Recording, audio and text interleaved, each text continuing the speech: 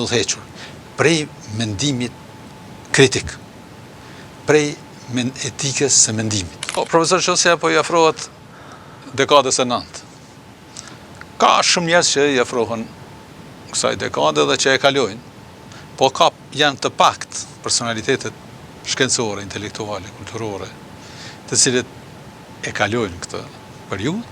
Profesor Idris Ajetin, i cili i kaloi 100, por të cilin njëkohësisht, përveç me jetën fizike, vazhdojnë të mbajnë gjallë mendimin shkencor, intelektual e kulturor, vetdijen e plot për misionin që kanë.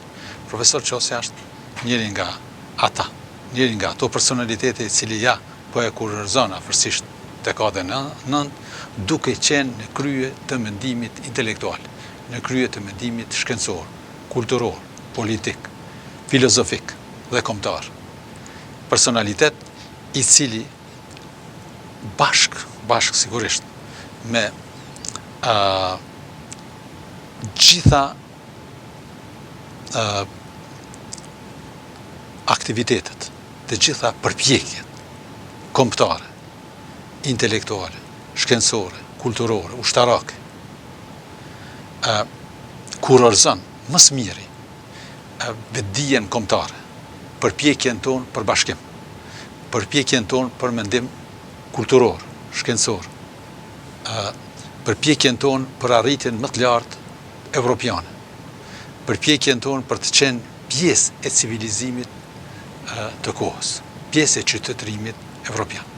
Profesor, nëse do të shohëm një intelektual të mirëfillt, një intelektual të cilit mbështetet mbi parime, mbi dije dhe mendimin e tij të cilin e artikulon shumë, ka qenë profesor Qosja, pothuajse që nga vitet e 70-ta deri më tani.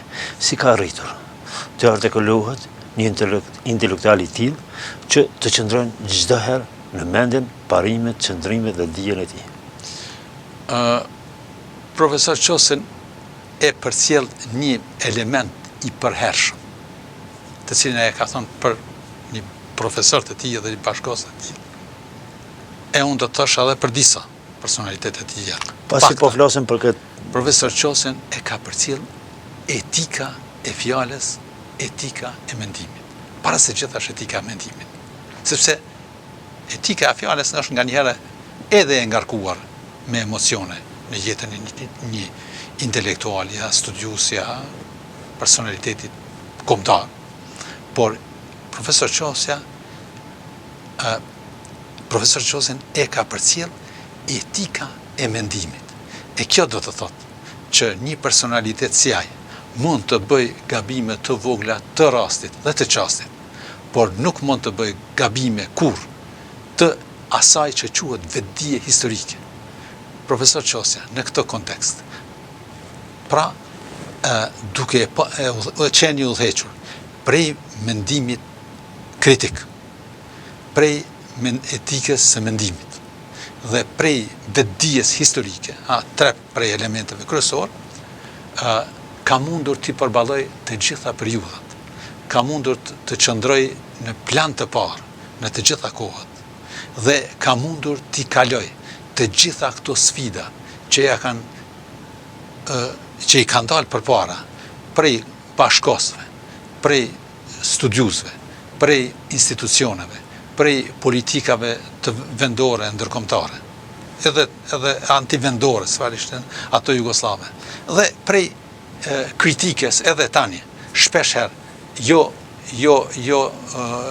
ose të themi prej kritikës e tanishme konjunkturale.